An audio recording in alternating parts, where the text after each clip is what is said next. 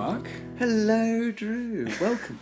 Yes, hello. Welcome to another episode. Episode 7, I believe. Lucky number 7. Is that... Yeah, it is lucky. Yeah, it's a lucky number. 3's the unlucky number, isn't it? Is it?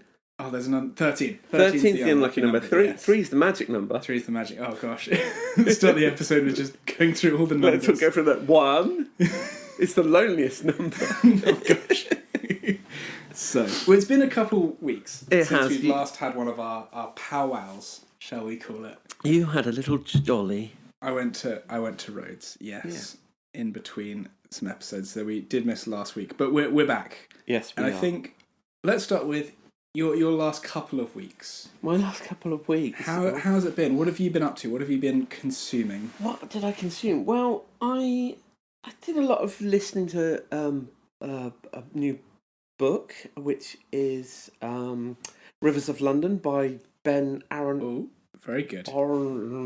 That's one of Jess's mother's favourite book series, Rivers of London. It's been on my to get round to list for a very long time, and I finally got round to reading it. I've started listening to it. I've been straight away. It's like it's the first time I've ever had a podcast. So I was like wanting to consume it quicker. When you got a book that you're really into, you flip through the pages quicker, you read quicker, and it's almost like I needed the audio to speed up. But I've really been enjoying it. I really like. I can't remember his name now. The narrator, he's got a lovely voice. Oh, he really does. Let me get his name because I really like it. Immediately googling. Are you listening to it on Audacity? No, Audacity, I Spotify because it's I've got Spotify membership. Yeah, premium I think gives you some audio. Cobner Holdbrook Smith. And he's really got a nice voice. He manages to do this. He manages to do the female voices without making my ears itch, which I always find a problem when you get some male narrators can't quite do the theme. It gets a bit, like I'm putting on a high voice. I don't know why that one went Welsh, but anyway. But yeah, I think I'm about halfway through. Really enjoying that. In terms of visual media, I made the effort to rewatch Battlestar Galactica, the 2000 television series. Did you ever come across that one? Did you? I know of that. I haven't seen it. It's been on my I think in my mind it's grouped with things like Stargate. Yeah. And that kind of jazz. I'm not sure if it's in the same universe. But I think it just feels the same. It feels similar. I would say it's slightly more grown up than something like Stargate. Not to put Stargate down, but it deals with themes and mature themes and stuff like that. You wouldn't want to necessarily sit down with a younger family member with something like Stargate, and that's Sunday afternoon kind of thing. Whereas Battlestar Galactica's 9:00 telly, isn't it? Okay, fair enough. I mean it's set in away from. It's not set in our universe. It's another group of people, the Galacticans. And there's 12 tribes of different planets with different people, but they all come together under one rule. But their downfall comes from the robots they created, the Cylons. There's a whole couple of pilot episodes that came together which told the story of how they ended up on the run and it being the last battleship. And then the series itself is really quite, in most cases it's quite tight. I think it's only 13 episodes. So it's not one of those series that feels like it runs on too long. But it was a rewatch for me. I remember watching it, I think it was on Sky at the time, and recording it and watching it and really getting into it. And it was nice to watch it again. There's some really nice episodes. One I really like is, I think it's the opener, it's 33 it's called. And basically the Cylons are chasing basically Battlestar Galactica. It's the last battleship, and it's leading a fleet of other ships away from their home planet, solar system, where the Cylons have basically nuked all their planets, and they're trying to just flee from them. But basically, they have faster than light drive, but they most of the time they trundle along through space, and then every so often they can do a fire up their drives and shoot off. And what's happening is that the Cylons are coming into their attacking them every 33 minutes. So when the Cylon's base ship turns up, all the Cylon little ships come out and start attacking. At that point, they wheel up their drives and shoot off again. Okay. When they arrive at the next destination, they got 33. They reset the clock, and they got 33 minutes till the next time the Cylons catch up with them. That's horrifying. Yeah, but you've got this situation. The Battlestar Galactica is like if you picture a spaceship that's what's it called, aircraft carrier, but with spaceships instead. So the pilots were basically getting really tired and worn out because they're on a constant state of readiness. Yeah. You know, you can see there's really nice details. Like you can just see these. You know, every time they jump, when they get there, they reset this clock, and there's a little marker on it that says 33 minutes, like it's been put on with a bit of masking tape. Anyway, it's a really tight episode, and it's the opener for it, and it's just. It's one of my favourites, I think. Okay. But overall, you know, I'm really enjoying it. The one thing I'd say, looking back at it, the eyes of nostalgia, there is some melodrama to it. Okay. There's one of the characters, Gaius Baltar. He was a scientist. That it turned out in the pilot episode he was working with one of the humanoid Cylons.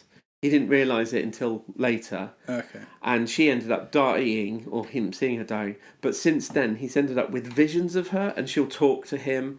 And it's one thing about it is really annoying. He'll be talking to her like she's really there, and then you'll cut to a different angle, and somebody else will be like, "Did you say something, Doctor?" And to be. You can almost believe it happening once or twice, but after a while you start to get to a point where it's like, this is ridiculous. Somebody's going to think he's actually nuts and have him, you know, locked up for it. But somehow he keeps going from, even though he's got his own agenda, as it were, he ends up being the vice president at that point. And it's just like, yeah, isn't anyone going? No, doesn't he keep talking to himself? Or the other thing is dry humping. Because he's got again, it's an adult series. He had a sexual affair with this Cylon. Yeah, and so in his subconscious, when he's meeting with her, he's having okay. And so he'll sometimes be just caught just humping nothing. Oh god, and you're like. Why hasn't he been sectioned? Why hasn't someone looked at this and gone... Somebody checked on Gaius. I think he's gone a little bit nuts. Oh, God. But what I remember is that, in the later series, I think he ends up in a position where he might even run for president. I can't... That's why I'm rewatching. I can't remember all the details. This series is definitely, I think, the tightest of all of them. I think... the mythos and the ideas have to, like with a lot of series, they get to a point where they have to do something bigger or sillier or whatever to try and keep the attention going. But I'd say, if you're looking for a place to go in, just watching the first season is really good. Okay, nice. So the other thing was the homework you set me. By accident. This is interesting. I received a text from Drew, which said Dagon, wasn't it? Yes. And then, hold on, let me find the actual message because it's very confusing. I think, Mark, if you tell how you received it, I'll explain how I sent it. Okay. Right. Right. I received the first message as Dagon as a film to watch, and then Kalki add something Indian June. I was like, okay, thanks for that. So, cut to me. Cut to you. It is late in the evening in Greece. I am in a taverna with my friends on an 8-person table. We sit there, live music, with their tiny, tiny guitars. I don't know what they're called, but they all had tiny guitars. Were there any plates being smashed to complete the stereotype? No. My friends were escorted inside to look at the pork being cooked. Oh.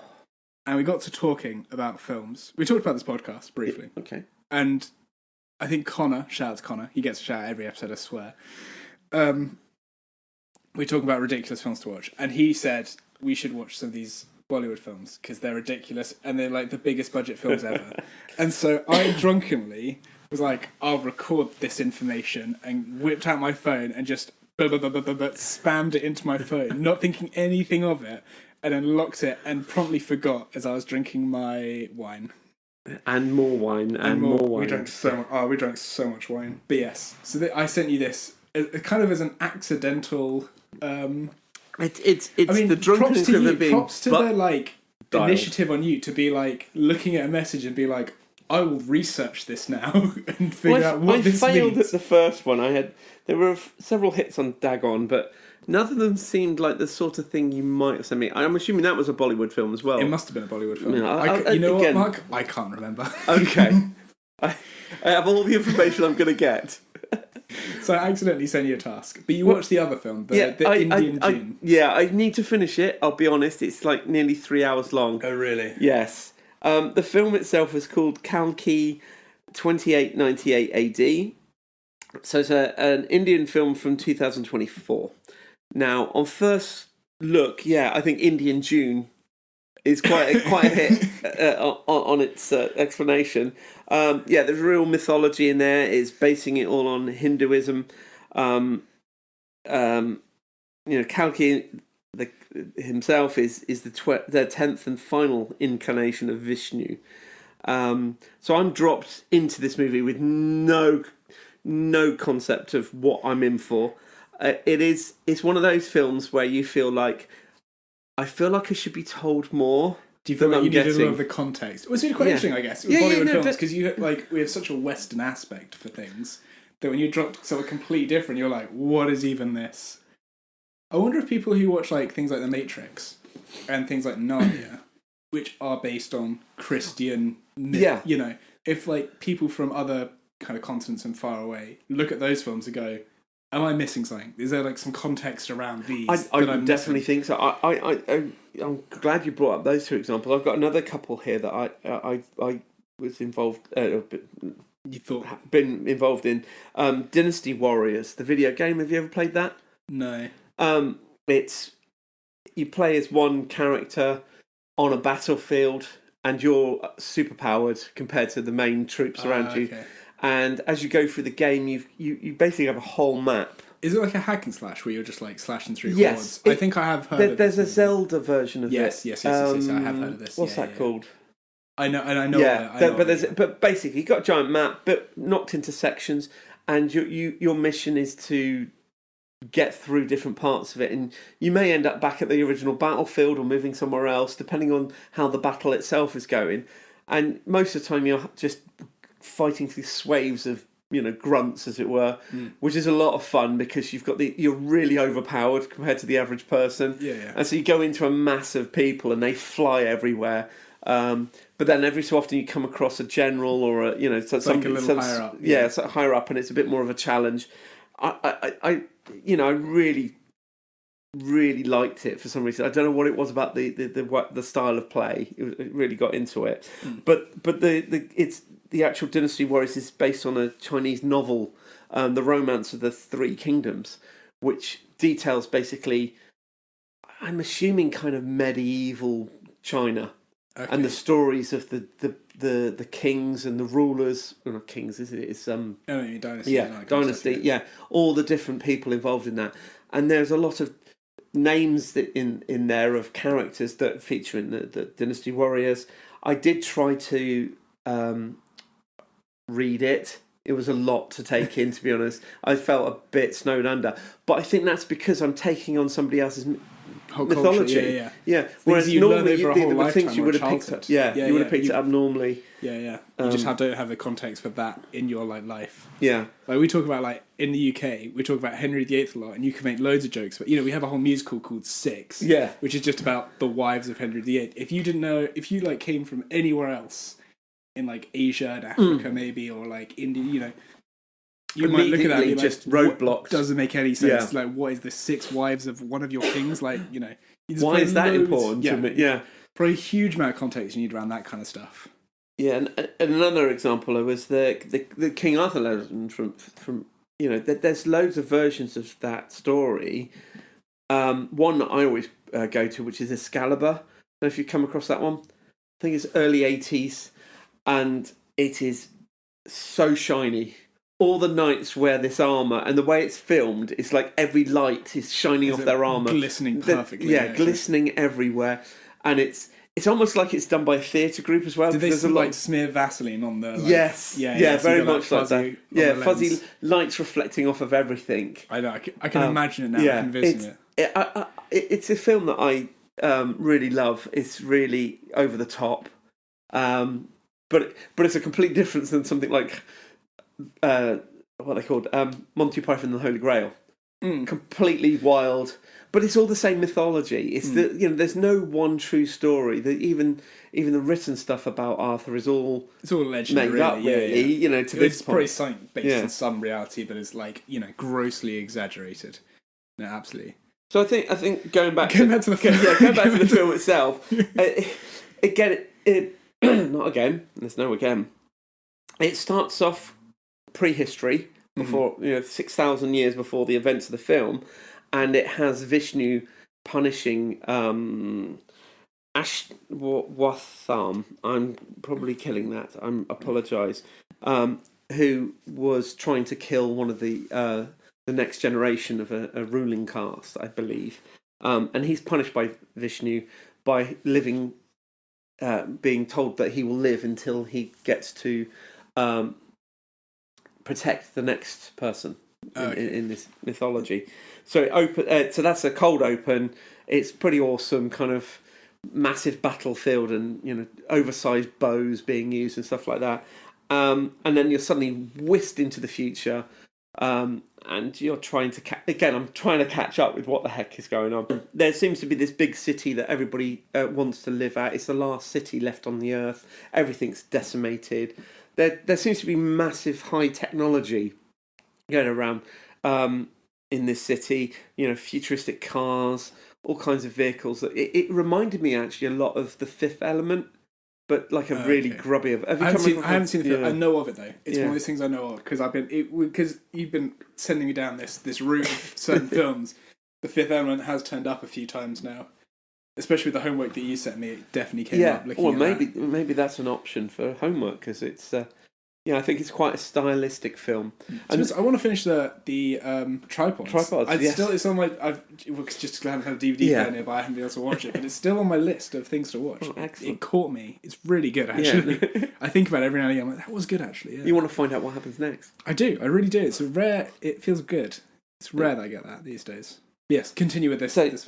Basically, there's a bad guy, and he's basically getting all the.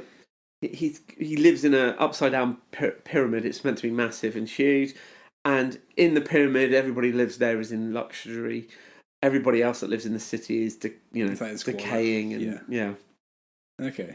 I think from what I can gather so far of the plot, this ruler Yashkin. He's trying to make a formula, and he requires pregnant women to take out some serum that he uses, but we don't know what it is for yet. But there's one woman that's been up in the complex that has mysteriously got pregnant and lasted more than any other pregnant lady.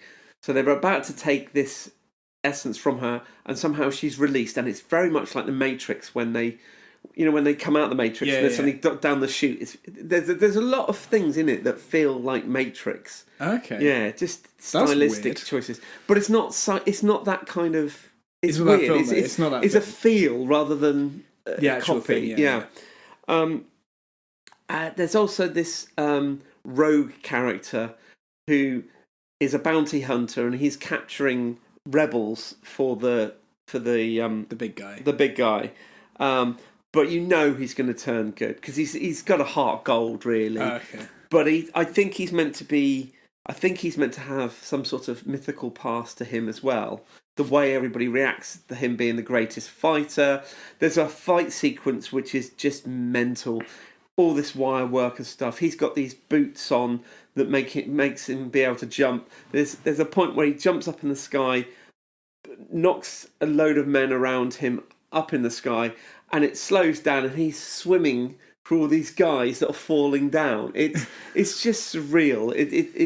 It's obviously they've had a lot of fun in the set pieces. The cartography, the choreography. Yeah. One criticism I'd say of that fight sequence, it went on a bit too long.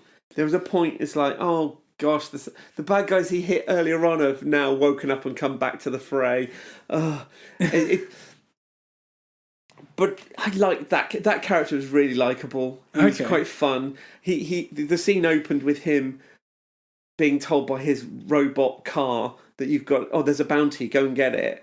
And he said, I don't want to, I'm tired, I'm sleeping. And it was just a lot of fun. And where else does it go?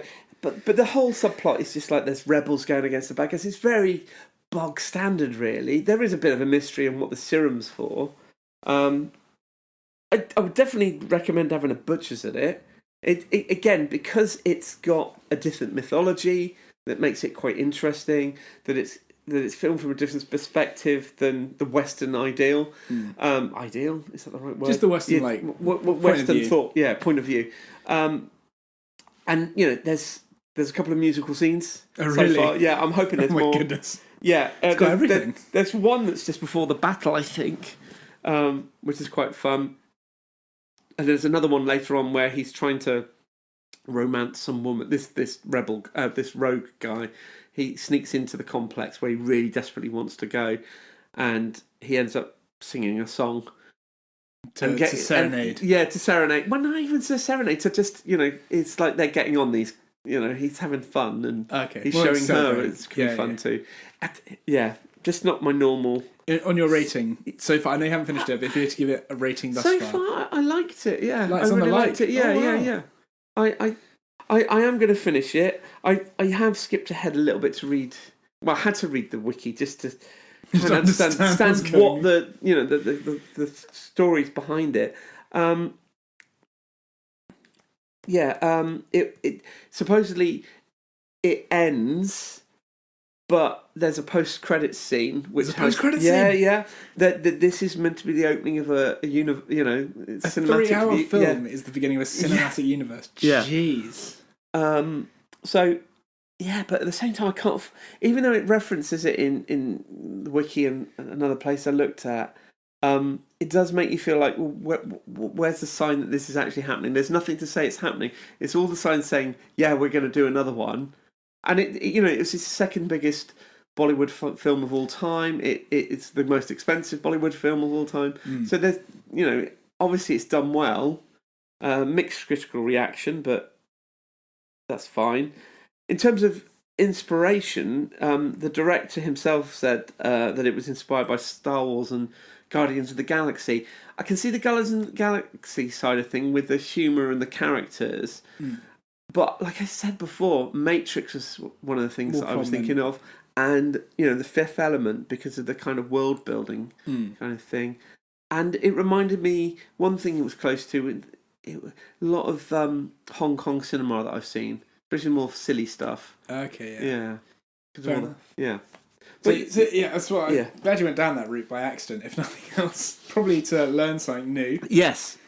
I can't believe this. Insane film. But I'm going to have to watch it. You're going to have to watch it. It's there. Yeah, just so I can now agree with whatever you're saying about it, quite frankly. I would never have picked it out, which was great because, it's taking me outside of a comfort zone to see if this is the sort of thing that, Yeah, no, I get that. Was there anything else other than those? Is that been? No, they were the main things I've been focusing on. Fair enough. Yeah, I wrote down my main things really as well. I did loads of things because obviously you're on holiday, you can get lots. You get less reading and yeah. So I wrote down my main things. So if you want to head over to what I've been up to. Yeah, so do you want to hear about my week? Yeah, come on, Mark. Do you want to hear about my week? No. Wow. I didn't realise that was the format. I thought it was just talk about Mark. Well, you bloody think so if you're editing it. Jeez. Wow. You're going to at you. I think we need a bit more angst on this. More angst coming now, right? Fine. Anyway, So, my week, I don't know, did I talk about this last time? It's been so long, I can't remember. But,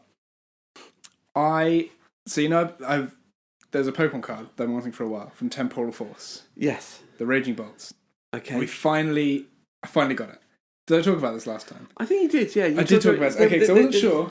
There's a giraffe-headed... Yes, I did talk about this. Good. Yeah. Okay, that was where I left off. Very good. Okay, so since then, what have I done? I went on holiday. So the first thing I did, I got on the plane and I watched my homework, which was Blade Runner, the original. The original. Now, did it have a narration?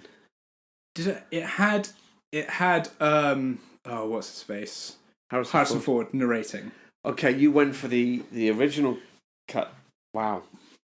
Okay. Is it not normally meant to have randomly narrating things? When it first came out, the studio insisted that Harrison Ford put a narration on. Okay, but the whole film wasn't narrated, just bits and bobs of it. Yeah. But that was pushed on Ridley Scott by the studio. Okay. He didn't want one, and all cuts since then. The director's cut was the first one that came out. There's been lots of cuts, but I'm sure ever since that they haven't included a narration. Okay.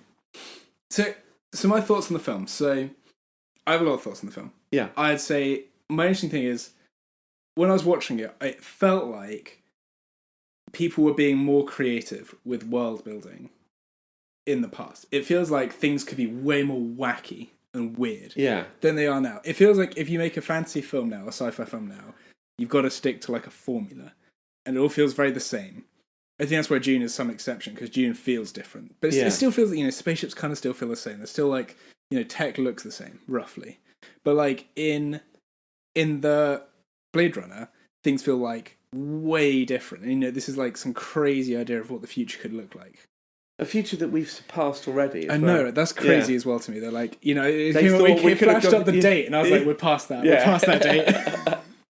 It's 2019? Something like that. I remember just looking at it like, we're past that. Yeah. Now. We've gone past it, way past we haven't got flying cars. No. Yeah, so that was also kind of a shock. There's like, this is the far future. It's already gone.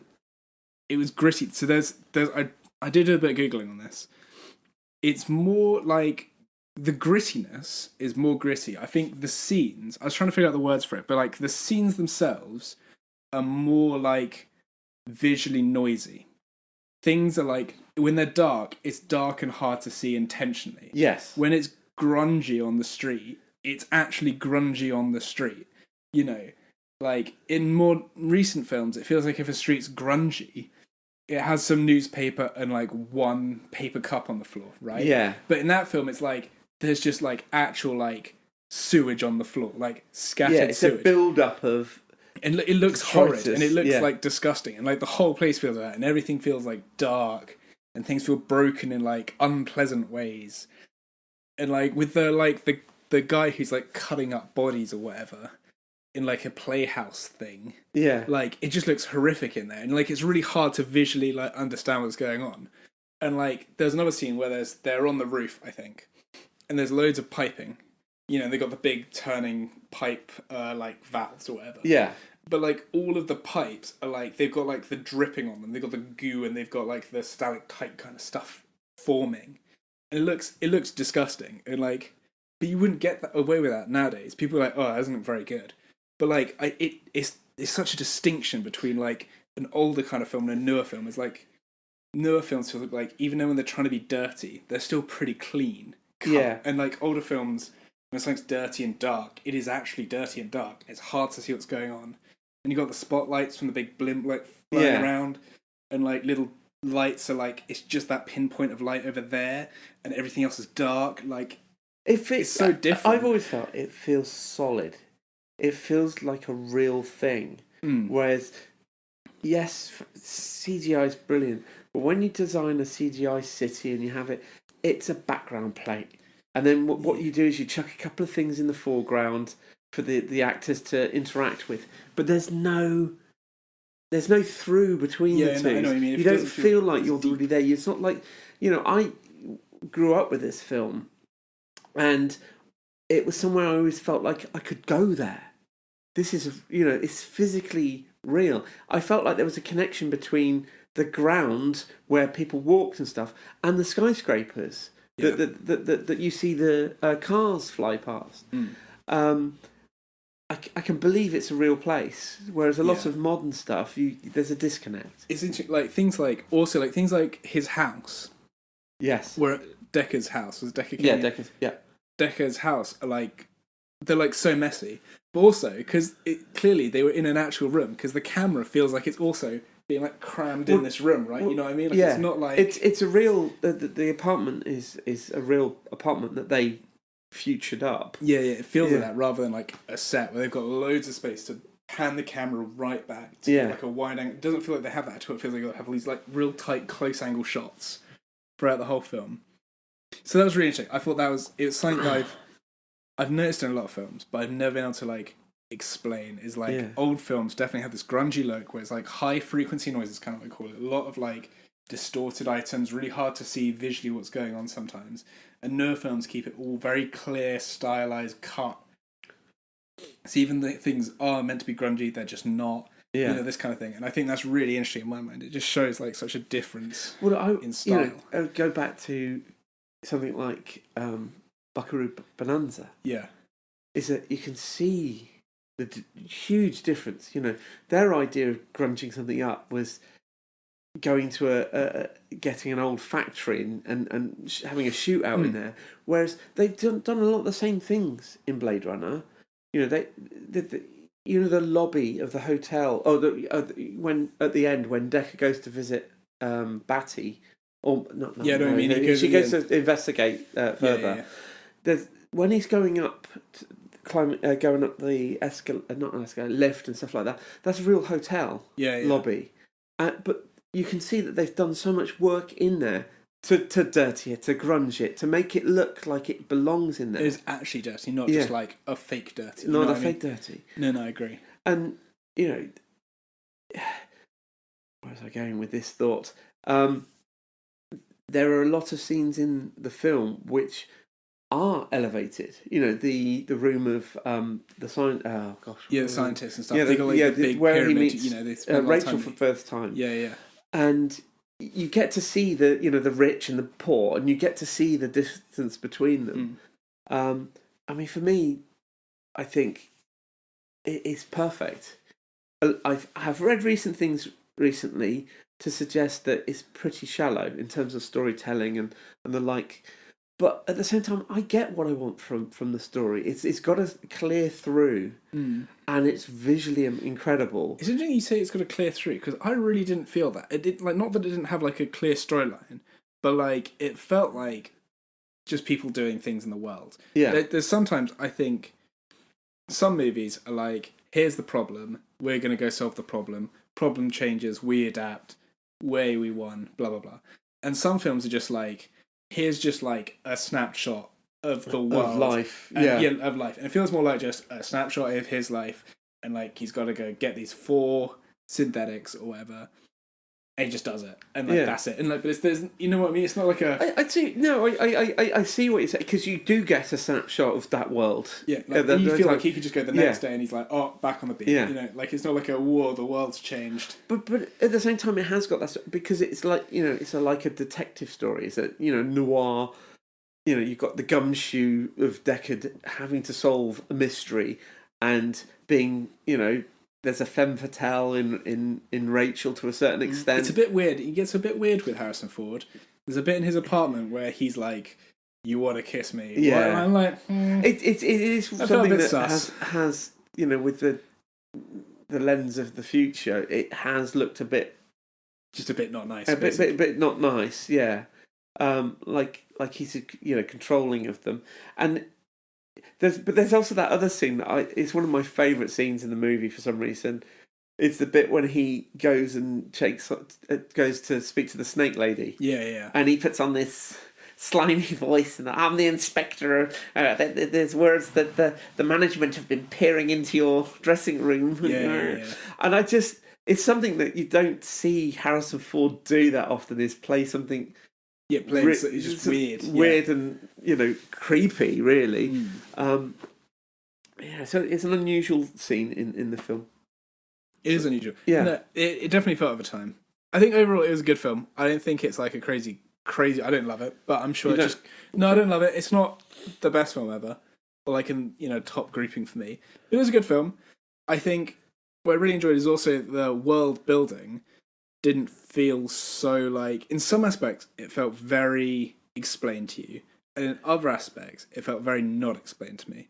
And that was really interesting to see what was explained and what wasn't explained. So I think that's changed a lot in recent times. Like, when the guy's like asking, can you take off my 4-year expiry date? And scientists is going through like 1,000 reasons why he can't. They're going through this in minutiae detail. You can just say, we can't do it. Yeah. But they go through all these things for some reason. And there's other things where they're like with the synth, they didn't really explain like Mars. Yeah. And they didn't go into any deep depth about Mars, and Mars is where the synths are allowed to live or something. Yes. They're not allowed to live on Earth, and how they're getting it. There's a lot of that stuff that's just kind of said. Yeah. And you just assume a few things and you just get on with it. Whereas I think in newer films, we'd have had a scene. We'd have had a scene that explains that. A scene that... Which I think is a thing which I agree. Modern films would really overdo something. I think there's something missing from just letting you make your own choices and thoughts of what something means and how that world works. I have because it's so open, you can picture yourself that actually all of humanity is travelling into the stars, and what's left on Earth is just dregs of society. But then you've got this idea of how you picture that future. Is it just as grimy there because we're just humans taking our trash with us? Yeah. Or is it where the rich are? Yeah. Who's there? Is it the rich living utopian lives because they've got robot synths to do their dirty work? I think I think Alien as well is also kind of in that world of there are these corporations, and they didn't really explain it in the early. They of course now Alien Earth and stuff they do explain it, which I love. But in the early ones, they just don't explain it. They're like, there's these companies, and it's this kind of idea. You don't really. But there's enough information given to the viewer to build up a picture. Yeah. They haven't detailed it out, and that's the worry with something like Alien Earth, is that it'll destroy any ideas that other people have or thoughts Maybe it's because people want canon. They want nowadays. I think people want this is the hard facts on this universe. This is how this universe works, and the idea that you can interpret things has kind of been lost a bit, perhaps, or the fuzzy edges of a universe can't exist. Yeah, you need the hard. This is how it works. This is the facts. I want my Star Wars universe guidebook. That details what the spaceships are and how big they are compared to something else. And what's their actual max capacity? Where would the pilot actually sit in it? Yeah. No, for real. I think that has become the de facto, and so people when they look at a film go, "Oh, that doesn't work because in the law book it says this," or "Oh no." I don't like this because I don't know how that works. And maybe we need a bit more. It gets more problematic with things like Star Wars because you start to build up, where does it stop? There's already once been a situation where they've destroyed the canon, the written canon. Yeah, they had a big wipe. I think Disney came in and just cut a bunch of ends off it and said, this is none of this stuff. This is the only thing that's real. Yeah. Everything else is just mythology. They call it, myths and stuff. Yeah. But at the same time, then that wouldn't give me confidence reading a book now that's meant to tie in with canon, because at what point are they going to turn around and say, "Oh, that's not real"? Yeah, no, you mean we're going to do a film that'll just No, I totally know what you mean. So, I know Blade Runner has got a sequel now, but it doesn't. I don't feel like we've got to a point where they've built a big universe of it, so there's still my imagination ticking over with it. No, I think I like that. It's interesting. That's what I felt. It felt like fuzzy edges, and I think maybe it's something we'll go back to. Maybe I would definitely say at some point I'd like to return, because I would say it's one of my favourite films. Mm-hmm. I like to go back to it regularly. I find it very hard not to fall asleep through it now, because I know it so well. But it's comforting. It's. I mean, what did you think? The one thing I hadn't asked is about the score, Vangelis. I didn't think much on it, and I think when I don't think much on it, I wasn't crazy about it. So I think there was a few points where I was like maybe, but I didn't come out of it thinking, well, that was a great score, that was a bad score. I just don't think I was thinking about it. So okay, because I it's one of those films when I'm watching and I'm hearing the score and I'm seeing the visuals, and I get almost to a high state, I get brought into the movie, I get pulled into it, and I'm just Anyway, I'm no, it's cool. It's good to see enthusiasm. So I watched that on the plane. Yeah, Probably not the best place to watch it, but I did watch it. That's one thing. Good thing about streaming services is I can just download it and then watch it on the plane, which is great. I don't like flying, so that was distracted me. I mean, that's another thing. You're watching it on the tiniest screen possible. To be fair, I didn't feel like that distracted. I think some of the scenes maybe when we're looking at the scientist, right? Yeah. His house. I think on a big screen that would have looked far more like intimidating or like grandiose. Yes. But a lot of the other scenes, I don't think that would have done much for me. Small, dirty, you're behind a rubbish truck and... I don't think that matters really. I think maybe on the bigger screen it just feel bigger, but it didn't. But you got to think of those vistas of the city itself. The vistas would feel big, but I don't think... But I could feel that. I could feel that would have felt big. So I'm not going to detract from that stuff just because I watched on a phone. That's fine. Wow. Anyway, so whilst on holiday, I read 2 books, which is incredibly unlike me. I don't read that. They were both 200 pages, so not crazy. 200 pages each. So I'll be interested to know. So I got so the first one is called Strange Houses, which is a sequel. Well, it's not a sequel. It's just another book in a series. The first book was called Strange Pictures. The second one is Strange Houses. They're not related, but they kind of follow the same format. There's basically you get they're normally like a kind of detective-y kind of thing. So in the first one, someone looks at some pictures. And they know some weird stuff in them, and it goes down the whole like who drew these pictures. Have you noticed this thing in the picture? Have you noticed this thing about the picture? Blah blah blah blah. Blah. Yeah. And like it goes. The first book's really good because you see a picture at the very beginning, and they kind of explain it, and it kind of feels like a bit of a like da da da da. And then you see that picture again at the end of the beginning of the last chapter, and like because of all the things you've learned throughout the whole book, you look at that picture in a completely different way, and you're going like, oh my god, like, and you get kind of like whoa, and it's crazy. I think the first book does it really well because you can just look at one picture beginning, means nothing. At the end, it means so much more. Yeah. Which I thought was insane that they could do that with the book. In the second book, not so much. It's about floor plans, and I think very quickly they make some big leaps about some of these floor plans. Yeah. They're like, this is clearly used for this, and you kind of read it and you go, really? Yeah. You just looked at this floor plan, and you're like, this little hole is dead space. Must have been used for murder, and you're like, sure, okay. And you kind of read it and it explains and you think it's preposterous, and in the end it feels all a bit more real. You're like, oh my gosh. They're both really good books. I'd highly recommend them. They are translations from Japanese books. Okay. So you've got to there's like a few things that you're like, that feels weird, but you've got to look at it for a Japanese lens. Like there's a bit in Houses where they're like, oh, and if the guest gets too drunk, they might want a bath, and so you can run them a bath. And I'm like, is that a thing you do? Yeah, I don't think I've ever bathed anybody that's come into my house. Or gotten too drunk at your house. Yeah, So you're like, well, even drunk or otherwise, to be honest. Would you like to bath? I think the idea is you go to their house to if you want to sleep because you're too drunk to drive or whatever, you might always have a bath, so you're being hygienic in their house or something. I don't know. Yeah, it's a cultural thing. There's a few cultural things. In this book. You get the gap basically without that knowledge. But they've translated it really well. I think the person who translated the books is quite famous for translating books because they add a spin, or not like a spin, but they flavour it in a way that's a bit more for whoever the audience is. So, but both books are really good. I really enjoyed them. I highly recommend them. And they're good fun. And by the end, you're like you said earlier, maybe before the podcast, or maybe just at the beginning, you flick through really quickly, and you're reading. And I've never read that fast. But I was like, oh my gosh. I kind of know what happens next. I want to know it's really more. Harrowing. It's actually quite harrowing. So the books themselves are quite harrowing, but for some reason, my brain could detract from how kind of dark they were. Yeah. I don't know why, but they didn't feel that dark. They were quite dark. The second book I read, just flying through this, is called Earth. Spelled Earth. Earth. Yes. Because is Earth spelled? No, sorry, it's my dyslexia. Okay. Aerth. AE. Okay. The wrong way around. It's still said Earth. Yeah. Okay. And so the book really is from this one guy's perspective, and I've forgotten his name, which is really sad. But the idea, it's really a play on community versus capitalism. Really. Okay. So the idea is he starts his life, he lives on a planet that's kind of entering an ice age.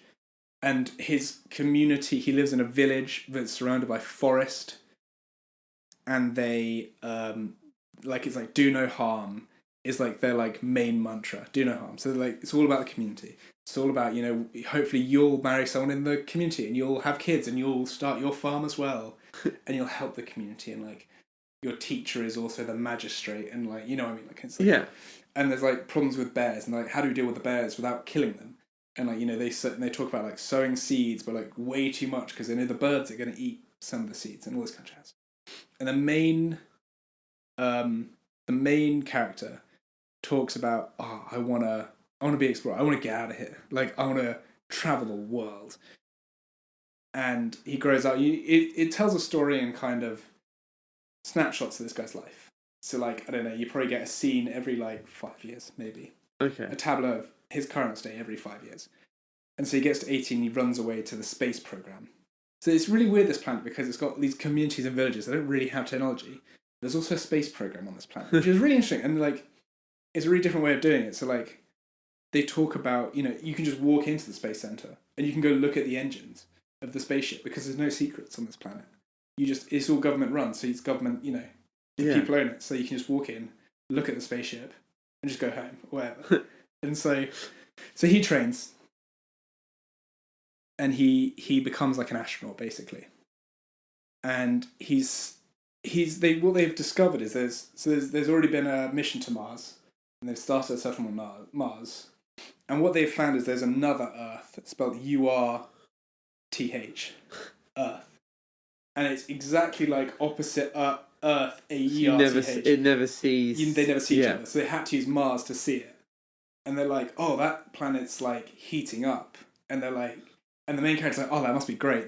Our planet that's got an ice age is horrible. I want to go to that planet with the global warming temperature. Yeah. So... it explains they get there, basically. He gets to Mars, spends some time on Mars. There's like a heartbreaking scene on Mars, and then he gets to Earth, URTH. And at first he's celebrated, you know, oh my gosh, this guy. And it's a very capitalist world. It's kind of like our world, right? Yeah. Very capitalist. And he very quickly, like, he's celebrated, and then life goes downhill, basically from the whole way through his time on URTH. Yeah. And it's like, it's so heartbreaking. But it's also insanely real. Like, every conversation he has with people, like, becomes more and more like, oh god, it's so depressing, but it's so real.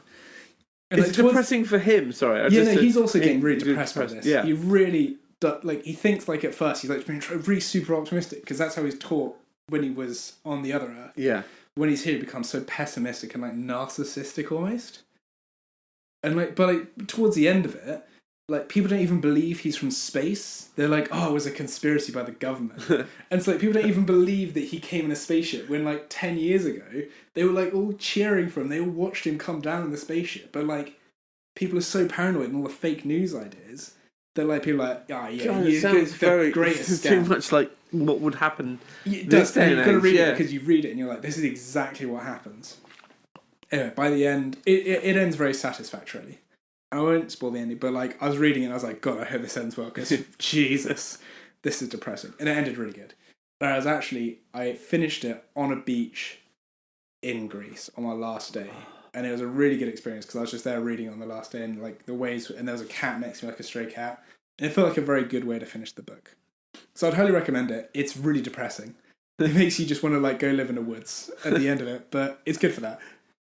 So that was my second book, and I did start a third, but I'm not going to get onto that, and I probably won't read it for a long time because I'm now off holiday and therefore have no energy.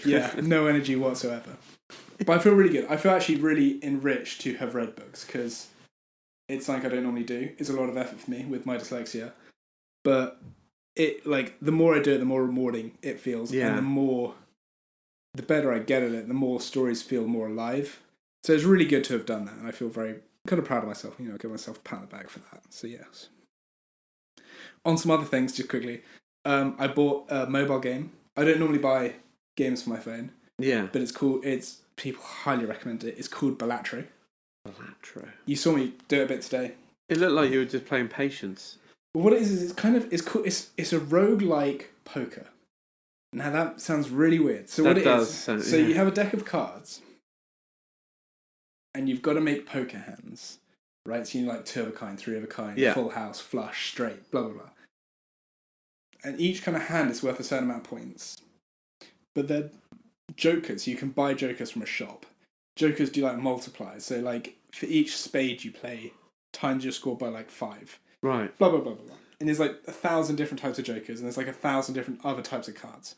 And each round you have to get more and more points.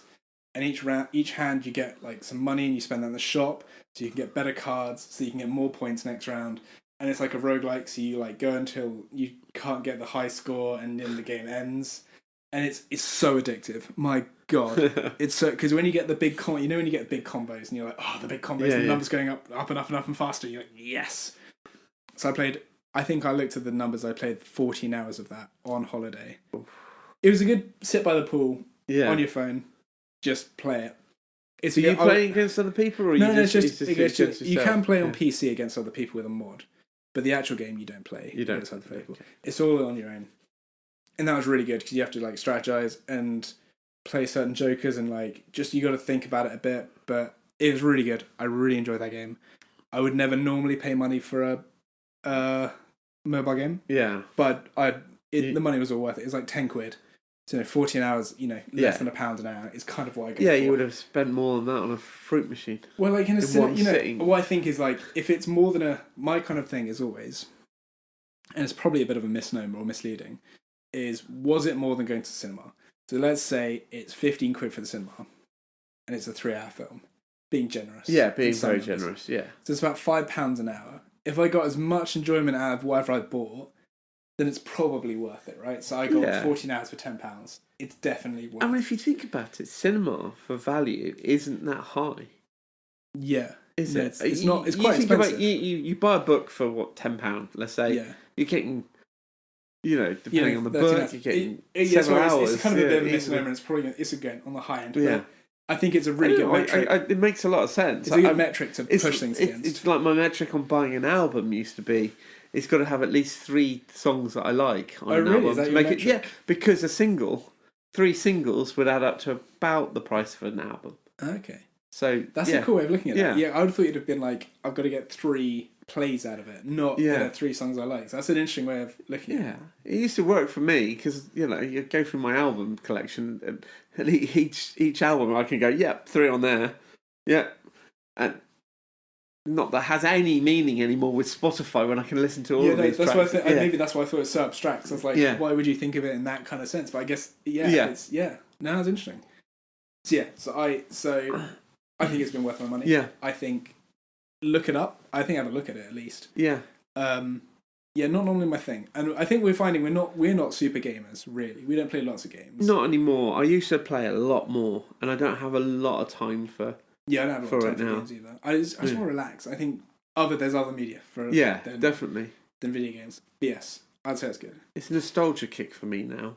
I guess I was thinking about this when I do play video games with friends. We normally crack out a Xbox 360 or a PlayStation 3, and we do some split screen because that's, I guess, how I prefer to play games. What is that? It's very similar to when you were talking about why you didn't like Elder Scrolls, I thought, or was it Fallout? This idea of it something being too big. It's too big. If I look at my kids have got Xbox Ones, and I look at some of the games that I'd like, the ones that interest me, I keep thinking, I should give it a go, but that's an investment of time that I don't have. So that's true. And there's a lot of time I think that when I look at a game, I'm like, I really like the idea of this game. I don't have the time to play it. Yeah, I know from the start, I don't have time. Anyway, some other things. So whilst also on holiday, this really threw me. Was every night. So we'd have dinner. We'd all have dinner together. Someone would cook. I always brought out the dishes and took them away. Someone else would wash them. Yeah, we all had our roles. After that, at about 11, people would go inside and watch a film. Which I thought was very weird for a holiday, going to watch a film at the end of... I know it's like 11 p.m. Yeah. But like, in my family, we would go play cards, whatever. It was a bit more interactive, it was just social, different, right? Yeah. So I was like, okay, I'm in for this. So we watched a few of the episodes of Alien Earth I hadn't seen. It's very kind of people to watch that with us. Yeah. We watched a YouTube channel called Street Beef, which is we'll get into that another day. Go look at it, it's crazy. Is it a cookery show? No, it's people fighting on the streets, basically. Wow. It's not on the streets. It's in Florida. It's very redneck. Some guy in the back of the swamp has built an MMA ring.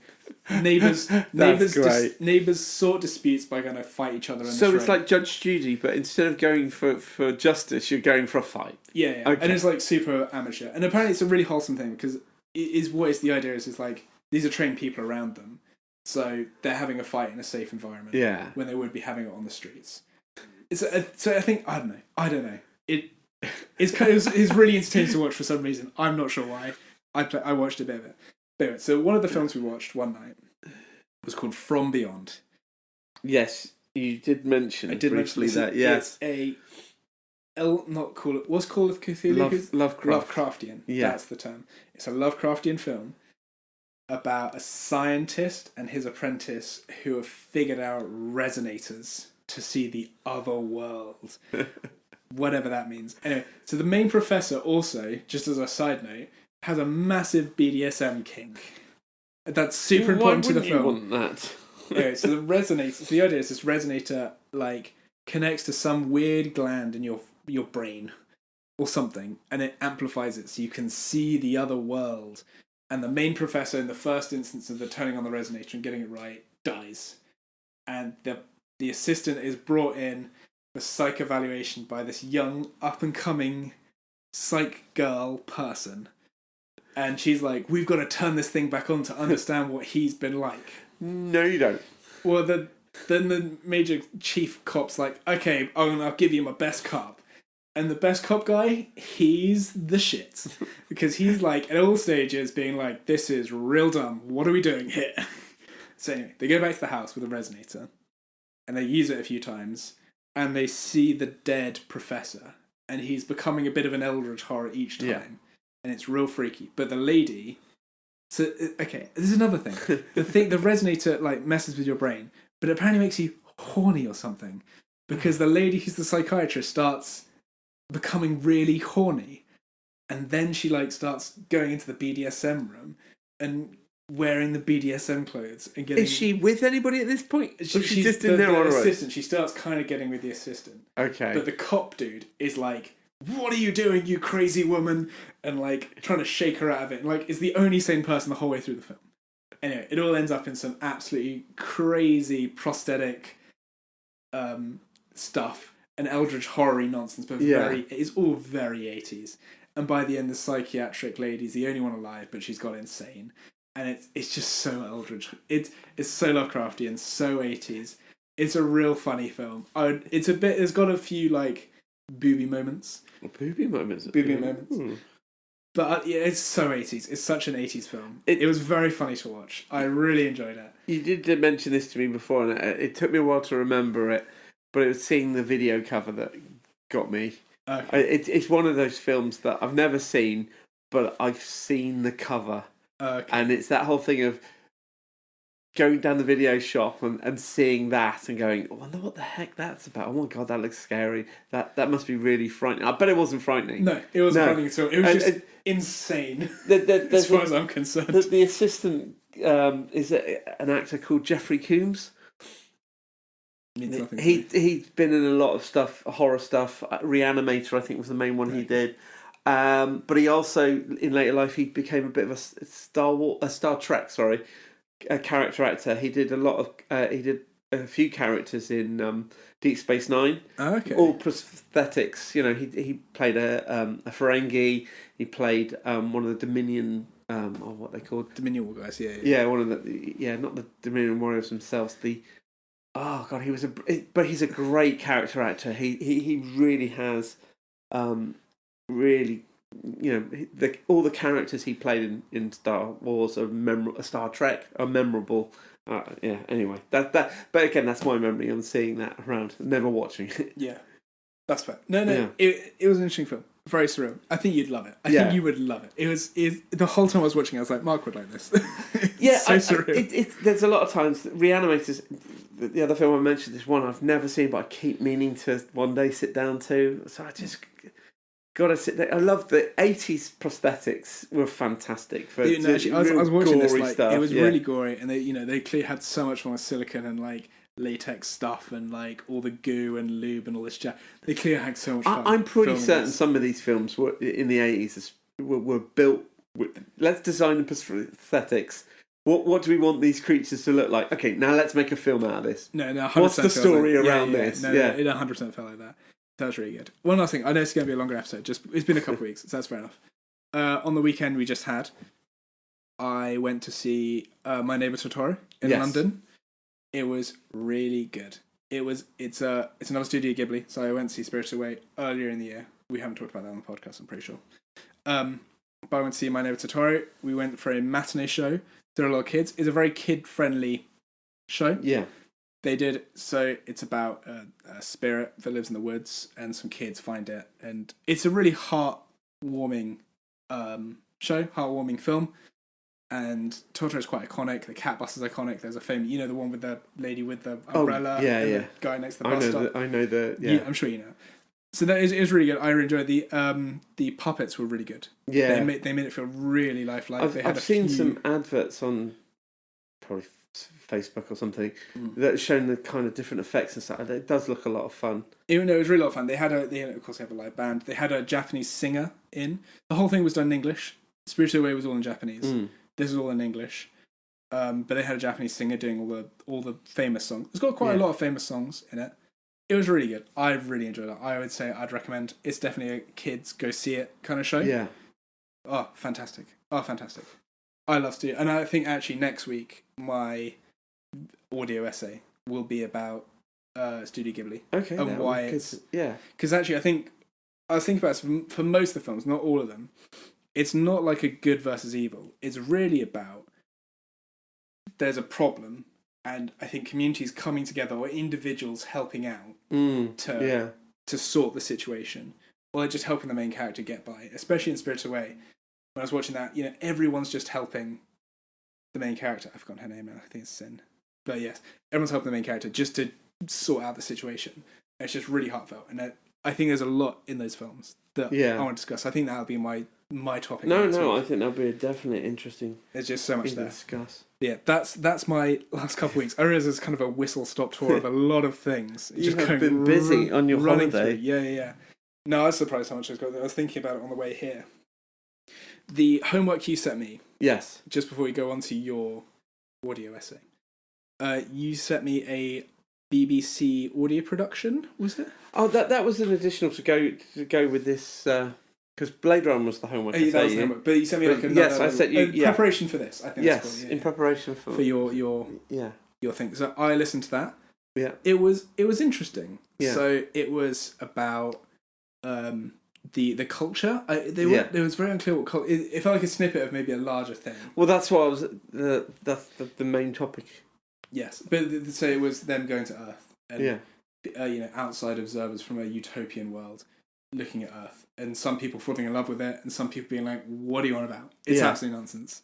So yes, it was really interesting. There's one quote that really got me, because obviously the utopian society that comes to visit Earth is like, they're very communist or socialist or whatever, and everything's free, and money doesn't exist, blah blah blah blah.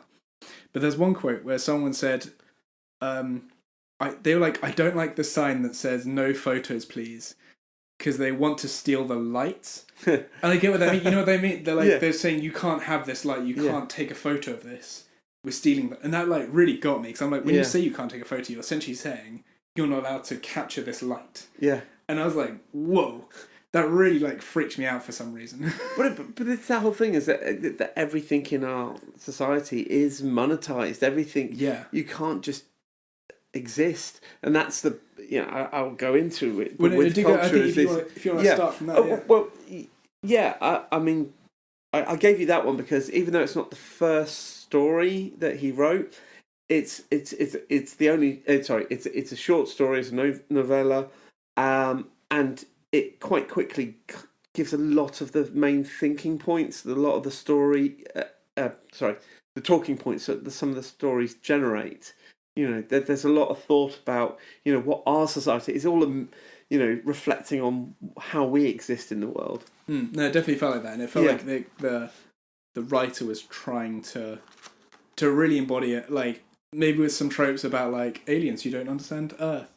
But there was definitely a sense of, trying to be as, neutral towards Earth as possible. Yeah. And that was quite interesting to definitely get across. And then, like I said, they're trying to steal light. They want to steal the but light. But you've got some of the humour, to show the kind of what the culture is you've got that crazy guy that's trying to become the captain of this ship. Yeah, yeah. Which the ship itself has got this mind that runs everything and is more intelligent than anybody else on the ship put together. And there's this, just a guy, decadent guy. I'm going to be the captain. Who's going to vote for me? He's like, I've got a lightsaber. It's like an actual replica from Earth, like it's on the real ones, and like all this kind of jazz. There's a lot of reflection on Earth in that was state of the art, or from the short story collection.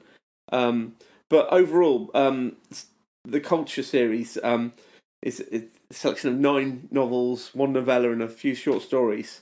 And that's written by Iain M Banks. Now, the Culture itself is a society formed by humanoids in the future. Or it's not humans, it's humanoids. It's humanoids. Because they talk about like changing, especially in the thing you sent me, they're talking about changing looks to look human. But they were like, for the most part, they were human. To change their features to look more like what we look like. But it's also a collection of artificial intelligences, the minds. There's also smaller versions called drones. They're like small suitcase-sized robot-type creatures. That they kind of have force fields that they can use to manipulate things, use tools, but also they're coloured, and so it's how they, rather than shrugging their shoulders, they might turn brown or something like that. So they can convey emotions in a non-verbal way. But the society itself, you said it was utopian, but post-scarcity. That these guys have got everything they need. All the people there have, they don't have to work. Yeah, they talk about money don't exist, and they're like, this is such a monetized system kind of world. How they act. And they're clear it was like no money, nothing. Yeah, absolutely. Yeah, but the thing is, one of the interesting things in some of the books, one character is a chap who's coming across the Culture for the first time is challenged to just go and have a look. Go have a look around our spaceship with all the people on it. And he comes across a bar, and even though there's all these mechanical things for serving drinks and stuff like that, there's still a human guy in there wiping tables down, and he's questioning, why are you doing this? And this guy responds, well, I get satisfaction about cleaning. I get, look, it was dirty, I've cleaned it. And, maybe I won't do this forever, but right now I'm enjoying it. I'm enjoying the process. I'm enjoying what I'm doing. And there's another person that's building spaceship parts to make another spaceship. And it's like, well, yeah, a mine can do this far better than I can, quicker, more efficient. But when this is built and the spaceship flies out of the hangar, I've got the sense of pride that this has been built. No, absolutely. But no one's asked. No one has to work. No, it's about experience. And it reminds me of it sounds so bland and shallow to say it, but it was an Instagram reel. There's a guy I sometimes follow, and he was like talking about like he does like a scale or something, and he's like, I want to make a film, and then the other guy's like, well, why do you want to make a film? Because we just had the AI can do it. And he's like, no, I want to make a film, and the guy's like, well, you don't have to because the AI will do it for you. It's like, no, but I want, I must make the film. It must be me who makes the film because I will get satisfaction out of me having done it. And I really resonated with that as like, and I think that will be in our future, and bring it back to ours. I think, AI will do a lot of things, but I think we'll also go, I prefer the humans to do it as well because it makes it more significant. Yeah. And like, they want to keep doing it, we're probably going to keep doing those things. But yeah, and the interesting thing is this AI isn't like the AI we know. It's genuine intelligence and minds and personality. And these are people that almost see us humans as pets in a way. They don't want to think that there's a kind of... It's very condescending. Or like condescending. There is an element. Yeah, cutesy, condescending. Almost like they are, what's that word? Allowing us to play and have fun and do the things we want to do. Within reason, of course. But the overall society is what Banks himself called space socialism. and jokingly he also described as space hippies, because there isn't that level of, that with everybody having what they need and what they want, there's less strife, there's less conflict within society, the society itself. The members can come from outside of the culture as well. The main remit is that you just believe in the values of the culture. People mostly live on spaceships, gigantic, massive spaceships that some are so big that they're manufacturing other spaceships at all times. Inside, yeah. There'll be parks, there'll be homes, there'll be all kinds of things in this, and more vehicles and people, homes, workplaces. Others live on gigantic orbitals, and it's all manufactured, massive worlds built for people, culture members to live in, and billions of people on each of these things. The culture members themselves, they have glands in their bodies. You mentioned about being able to make themselves look more like a character, a humanoid race they're meeting, but they can change completely their own gender. They can. Yeah, they talk about someone was talking about how heterosexuality is so boring. Yes, most people are gay, basically, or homosexual in some way. Yeah, so there's a lot of sex changing, appearance changing. There's also the ability to pause a pregnancy. In one of the stories, somebody has basically had this fetus in her womb for years, and deciding what to do next based on the story. But they've got drug glands as well, so they can get themselves high, they can make themselves well, they can sleep easily. All these things can be done. So it's utopian. This is a life that you'd want to lead. Yeah. So in terms of so where does this make a story? That's literally going to be my point. Is you've kindly laid out some books for me to look at, and there's quite a lot of these are thick books. I'm like, how does this become a story? You're kind of describing. Yeah, it's going to be pretty boring just to detail people just going about their mundane, perfect lifestyle. Yes, yeah.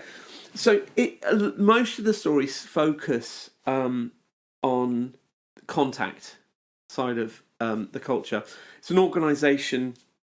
They deal with the contact that culture makes with other civilizations that exist.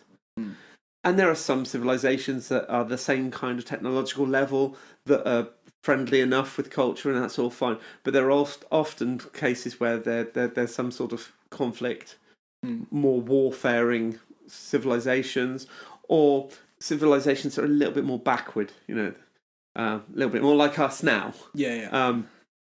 In the first released culture novel, Consider Phlebas, historically it's set further back than the other novels.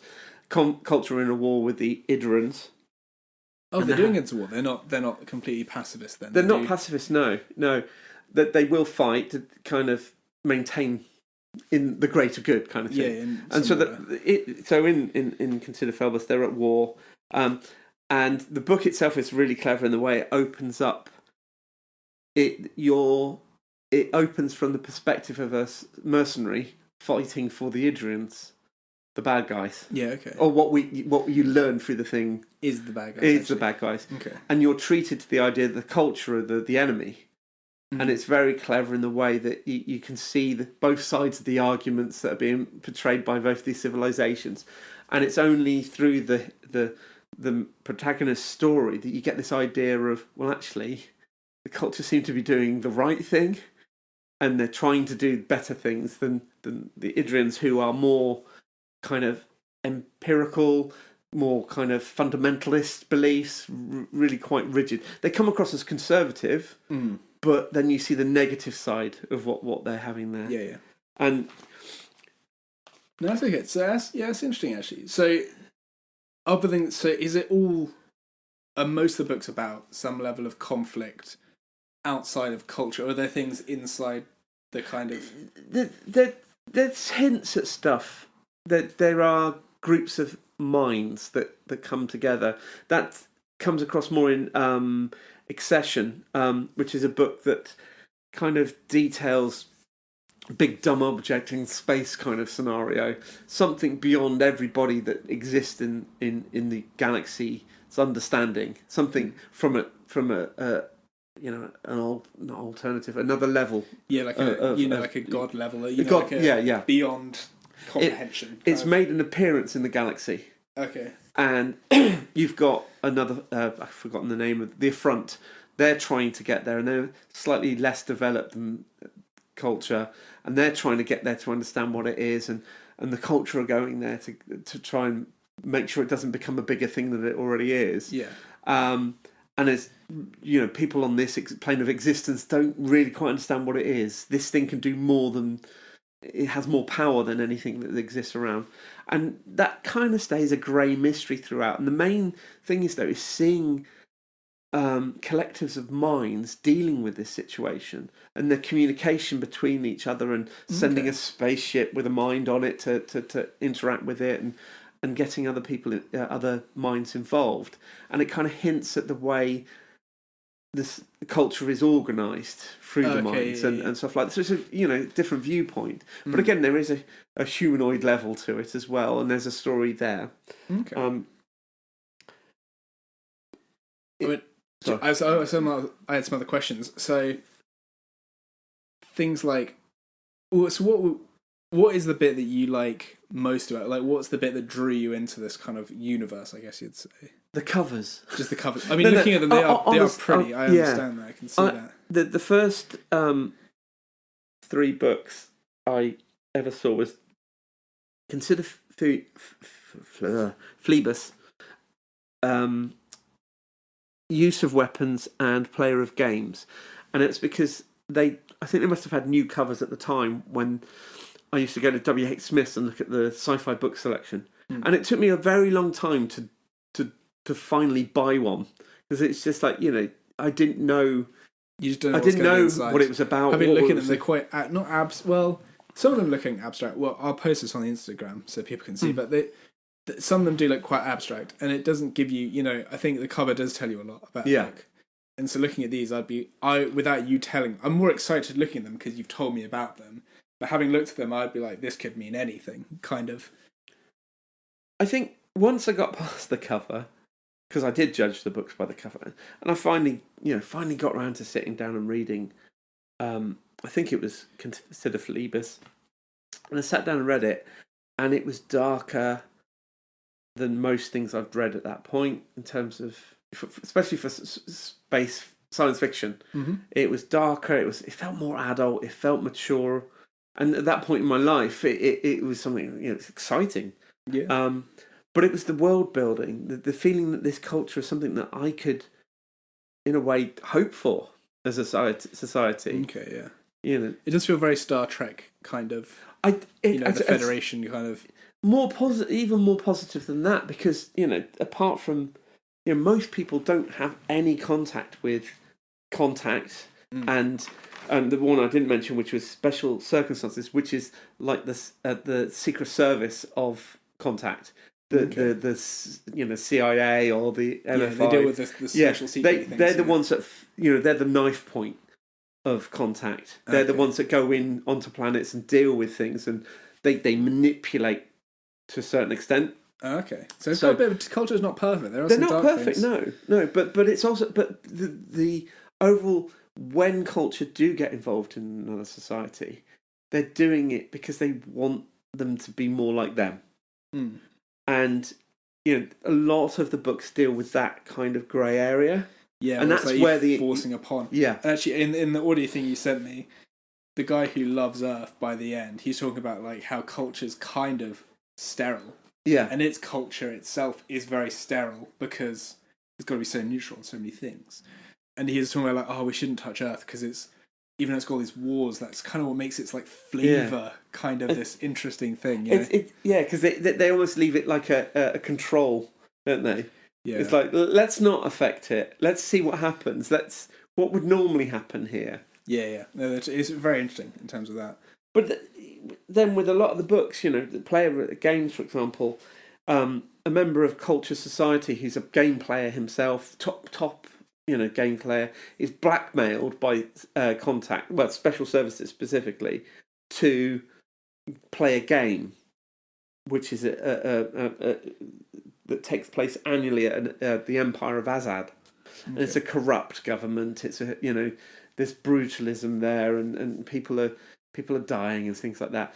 But he's asked to go and learn this massive game. It's huge, layers upon layers of board that you play, and complexity.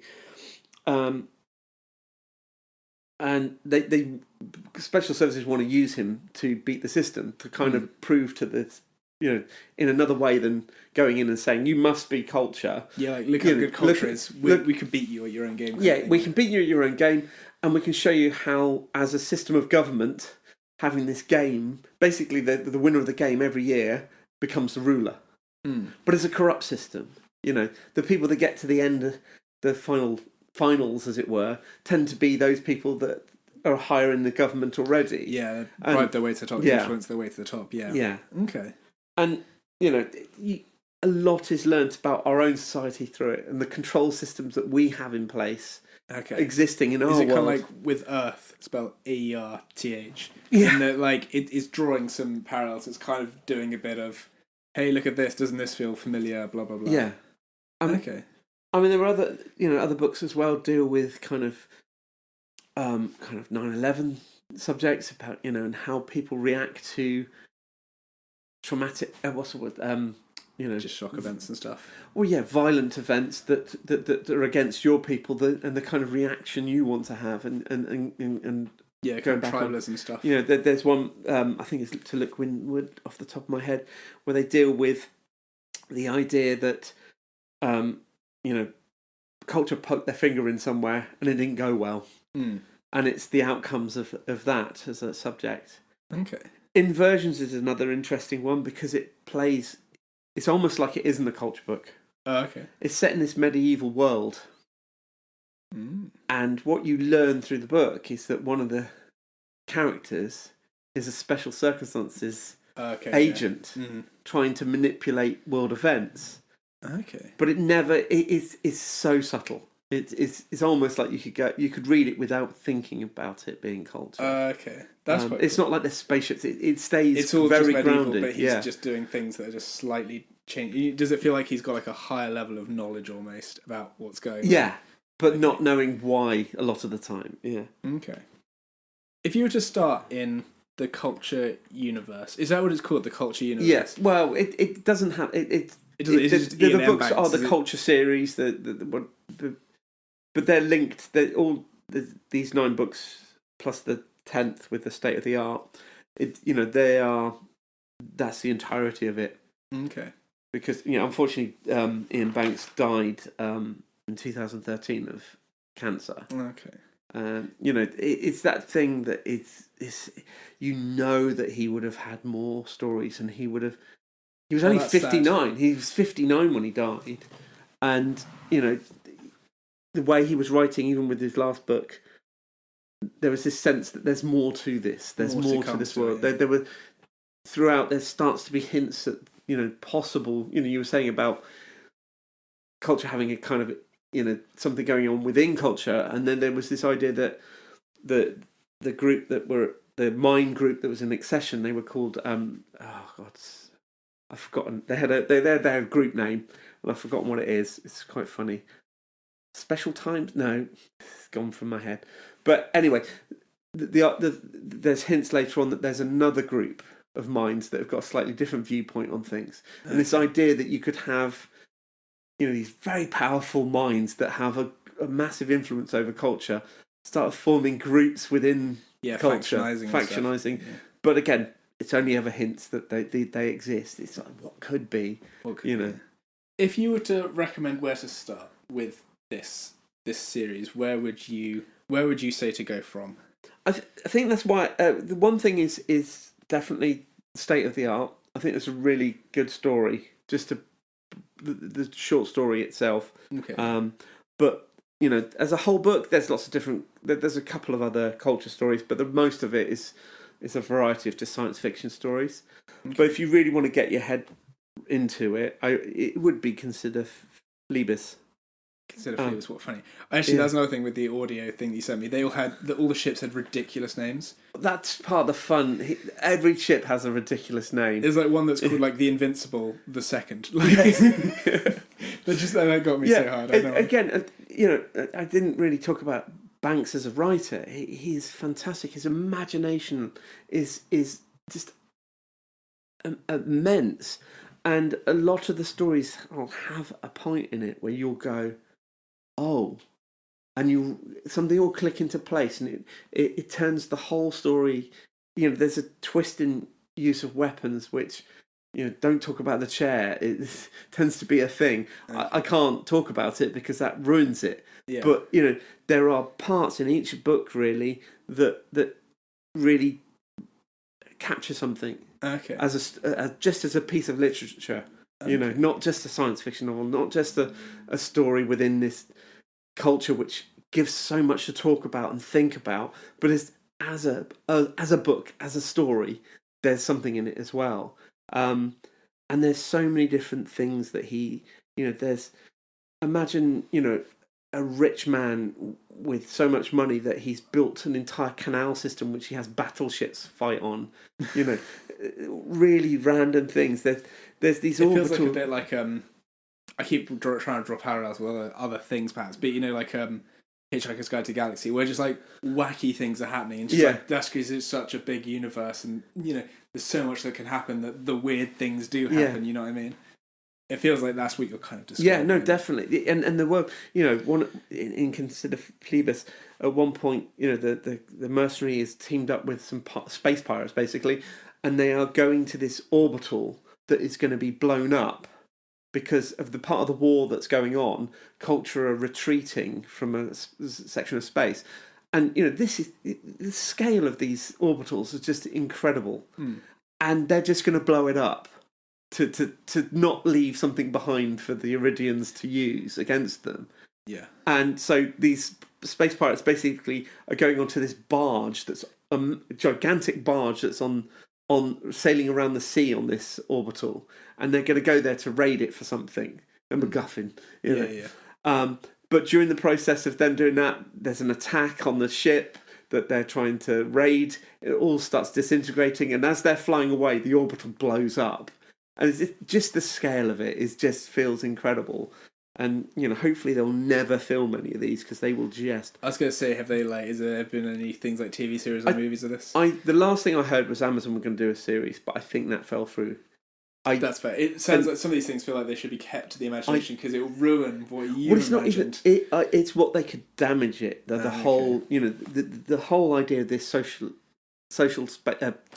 space socialism, the kind of idea of culture, would be ruined by a capitalist organisation deciding to make a film of it. The irony, the harsh irony, right? I don't know if you've caught any of Apple's Foundation series. No. It's just action adventure, and Foundation is not about action adventure. It's about civilization and its changes and ebbs and flows, and they've just gone and made it, guns and running around. Okay. And that's what somebody would do with culture. If somebody adult enough was to come along and do it right, maybe, but I really doubt it. You don't have faith in that. Yeah. That's fair enough. Well, that's good. There's also another book that you've had here, which is called The Culture, the Drawings, which I'm going to have a flick through just to end it. I might take some snaps of that as well. Yeah, these are collected notes after, I believe it was after Iain M Banks died. And it's just his drawings and illustrations of things that, as he was forming ideas for culture, and as he was filming, the scale of some of the spacecraft and what an orbital looks like and things like that. Trying to get his own head around his trying to pull all these big ideas together. Okay, definitely worth a look. Nice. Well, thank you for that. Have you got other bits on that? No, I definitely. It's one of those things you've gone forever again. I could go on forever, and even when preparing this, it was trying to go, I need to read that again to refresh myself, and it's like I don't have time. Yeah, no, we've both been very busy, and I get that. Well, yeah, so you've piqued my interest. Maybe just looking at State of the Art, which you've got, that looks like the thinnest book. I might have a go at it. Yeah. Because it is thin, and there's the kind of books I can get around. The bigger books. So I assume the later ones are these huge tomes at the bottom here. They're like 800 plus pages. Yeah, but they're hardback, and it's an illusion of bigger typeface, I'm sure. Fair enough.